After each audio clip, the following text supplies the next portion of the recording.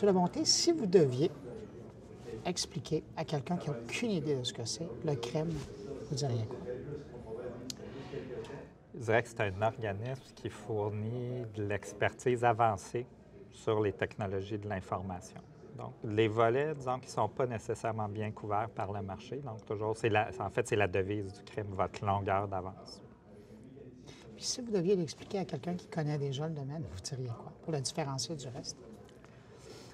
Je dirais presque la même chose, de l'expertise de pointe et d'appoint. Donc, quand on est au Québec, on parle surtout à des PME, puis on leur dit il y a des volets où vous n'avez pas ni la capacité ni les ressources pour investir dans certains aspects de vos projets. Donc, à ce moment-là, on peut intervenir sur une base ponctuelle. Hein. C'est ça le modèle du crime, c'est, quand je dis d'appoint, c'est on intervient au besoin pour la durée dont vous avez besoin de nos services.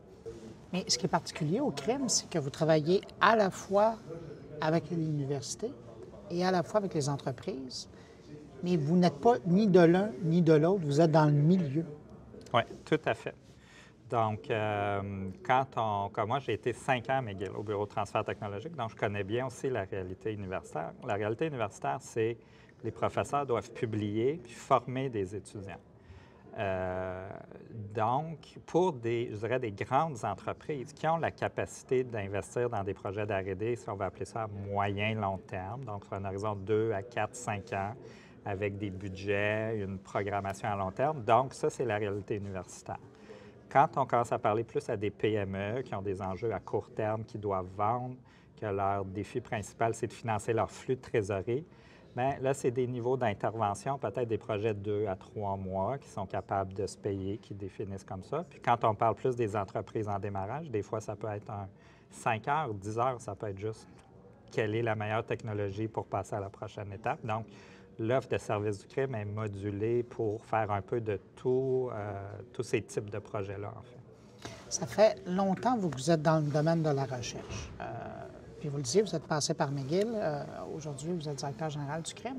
Quand vous regardez le crime aujourd'hui à 30 ans, quand vous regardez l'évolution de la recherche et du développement au Québec, comment vous voyez ça? Je dirais, en technologie de l'information, la rapidité, la capacité de saisir les enjeux puis de livrer a accéléré là, de façon importante. Puis, en fait, les technologies permettent aussi de le faire maintenant. Puis ce que ça fait, c'est qu'il faut vraiment être à l'affût vraiment des technologies émergentes puis d'être capable justement de livrer des choses pertinentes là, dans ce contexte-là. Est-ce qu'une force du crime, c'est pas le fait que vous misez aussi sur le multidisciplinaire? C'est-à-dire que vous avez vraiment... Il n'y a pas que des ingénieurs, il n'y a pas que des informaticiens, il y a des gens d'un petit peu partout. Oui, tout à fait. Ça, c'est une des forces. Puis, je pense aussi, comme mon collègue Langis a déjà parlé, le crime a aussi une programmation scientifique. Comme là, je parle beaucoup de développement économique, mais il y a aussi tout un volet d'une programmation scientifique où il faut qu'on développe des nouvelles connaissances, puis tout ça. Donc, si on veut, la recette magique du crime, c'est d'anticiper ce qui s'en vient, si on veut, sur un horizon à 2-3 ans, se l'approprier avant, peut-être créer des nouvelles connaissances, publier, puis être en mesure d'offrir ces services-là aux entreprises quand ça devient plus populaire ou quand il y a une demande pour ces technologies-là. Un entrepreneur ou un idéateur qui vous écoute aujourd'hui et qui se dit, il me semble que j'aurais quelque chose à leur demander. J'ai une idée, mais j'ai besoin d'aide. Comment il fait pour contacter le crime? Comment il fait pour entrer en contact avec vous?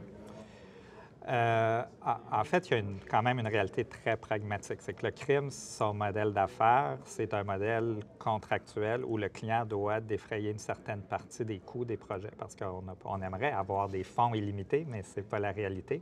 Mais il y a certains programmes, comme par exemple le PARI, Programme d'aide à la recherche industrielle au fédéral, qui offre certains types de programmes, comme par exemple, il y a un programme d'entrée qui s'appelle Visite interactive, où il y a peut-être de 10 à 15 heures avec des experts du crime pour s'orienter. Puis par la suite, le crime donne accès à plusieurs programmes d'innovation, mais c'est clair qu'il faut que l'entreprise défraie une partie des coûts. Fait que quand on regarde dans l'écosystème, si on veut, tous les accélérateurs, les incubateurs, des fois, on peut intervenir de façon ponctuelle, Mais celles qui sont rendues à passer à un autre niveau, souvent, le crime peut jouer un rôle important parce que là, ils n'ont pas nécessairement la capacité d'engager beaucoup de ressources techniques de façon permanente. Donc là, on vient jouer un rôle, comme je disais, un rôle d'expertise de pointe et d'appoint. En terminant, le crime a 30 ans aujourd'hui. Qu'est-ce qu'on lui souhaite? On lui souhaite 30 autres belles années au moins. Puis, comme je disais, peut-être d'être un petit peu plus connu et reconnu pour ce qu'on fait. Je pense que ça fait partie des 30 ans du crime, de faire connaître un petit peu cette réalité-là où on ne peut plus seulement faire de la R&D isolée des réalités de marché. Donc, il faut vraiment avoir ce maillage, cet appariement entre vraiment des besoins du marché puis des besoins d'innovation, de développer des nouvelles choses. Merci. C'est bon.